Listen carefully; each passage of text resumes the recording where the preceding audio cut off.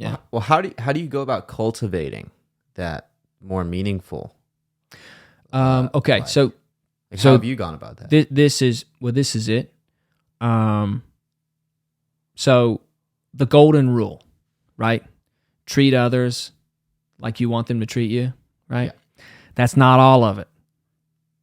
The most important. So that's what Jesus said, right? In the Bible, that's the golden rule. No shit. Yeah.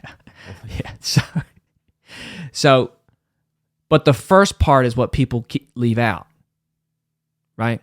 The first part is love the Lord your God with all your heart, soul, and mind, and then treat your neighbor as yourself. Your connection with being itself. So in theology, God, the way you define God is ultimate being, ultimate intelligible reality. He's not a man in the sky with a beard. Okay? Fuck, Santa's not real? Santa's real. The God guy, not real. Okay. Yeah. So it's okay. Santa's okay. But that's how you look at it. God is the transcendentals. What is good, true, and beautiful, and what is being itself. Okay? So when you have a better relationship with that, your relationship with everyone else improves. A lot of people don't have that relationship, and that's where they struggle.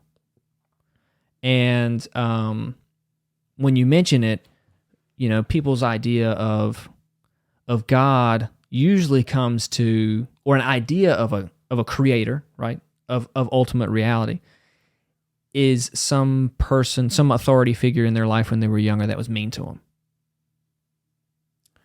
What do you mean? So like maybe they went to church and there was a mean preacher or a mean priest, or like, maybe their parents were mean, and that's a lot of people's relationship with God or understanding of who God is their relationship with their own dad. Right. Okay. If your dad's like real hard on you and judgmental, then your view of God is similar to that. Gotcha. And it's not true. Right? So I think people's personal journeys with their relationship with their creator, with nature itself, right? Reality itself, needs to improve. And when you can improve that, I think more parts of your life improve. That makes sense. Yeah. So for me personally, it's been that. Right. Because I grew up as a Christian and understanding that that we've all been created in the image of God. We're all equal. Okay? You're richer than me, I'm poorer than you, we're still equal. So I'm going to treat you the same way. I'm not going to treat you any better, but I'm going to treat you great because we're the same. Does that make sense? Right. A lot of people don't have that theological core to their thought process. They don't view someone else as just like them. And so when they interact with you at a party, it's all transactional. So you're telling me that a lot of people consider themselves better, or I guess worse than others, inherently. Yeah. Interesting. You might not. I definitely don't. But a lot of people do. And it's always this competition game of status or... See, it's just so crazy to me because, I mean, I might be naive, right? But we're like all people here together. Like we're all people. We're literally all the same. Yeah. We're all totally different, yet but inherently we are all the same. Yeah. And to me, it just never makes sense why, there's all the problems and issues that people have between each other as race, this, that, and other thing. It just is so, hard to understand for me because I see that fact. Yeah. We can make jokes about shit, whatever we want. Right. Right. Because, language is fun. Yeah. But it's like, it's really crazy that, it just seems like all these problems that are so rooted and deep rooted don't make sense to me, and I can't really understand them. Yeah. Because I just see everyone, we are all here together. Yeah.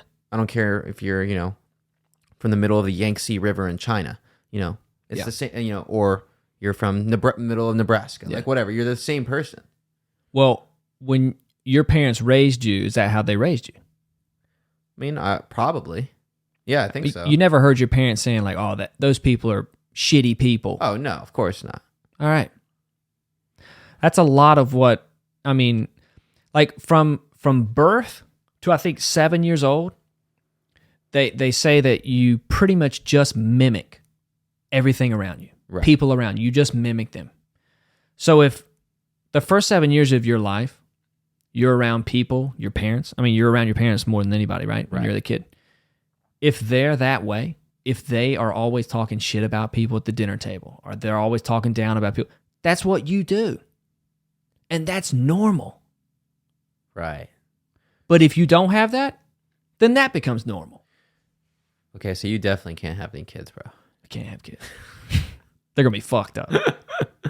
Yeah, but They're no, going to be thinking people are the same and stuff. That's weird. Yeah, that is weird. I mean, the way things are going, that would be weird. I mean, it's contrary to every civil rights movement that we've had. Yeah. It's like, we're all the same. Martin Luther King, we're all the same. Now it's like, no, we're so different. In fact, fuck all you guys. We're so different. So then we end up with Tekashi 6ix9ine. Tekashi 6ix9ine. That's it. That's what happens. God. When you forget about the Birmingham address, Martin Luther King's letter in the Birmingham jail, you get Tekashi. We're so fucked.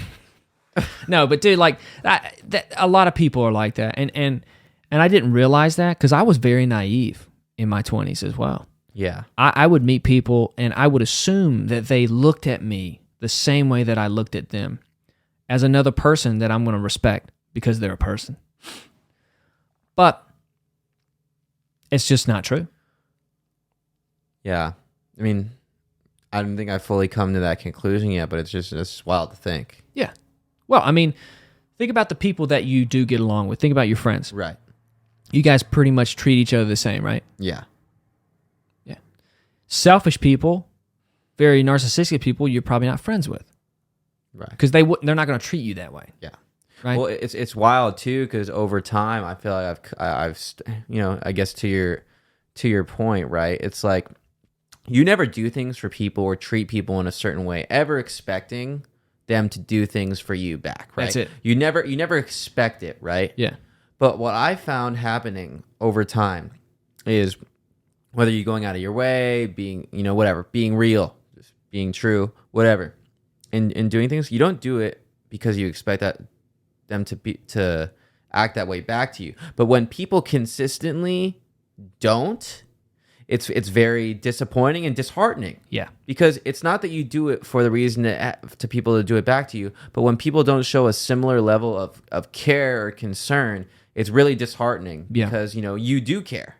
So when people but the thing I try to remind myself is that those thoughts never even cross those people's mind. That's the craziest part. That's the wildest part to me. 100%.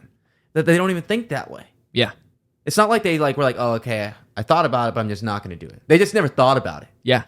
It's crazy. It is. But because that is the truth, you have to find some type of comfort in that and be like, Right. oh, then it doesn't matter. Yeah. They're so far off on this interrelational connection that we actually have Yeah. that I can't do anything about it. I just got to stay me.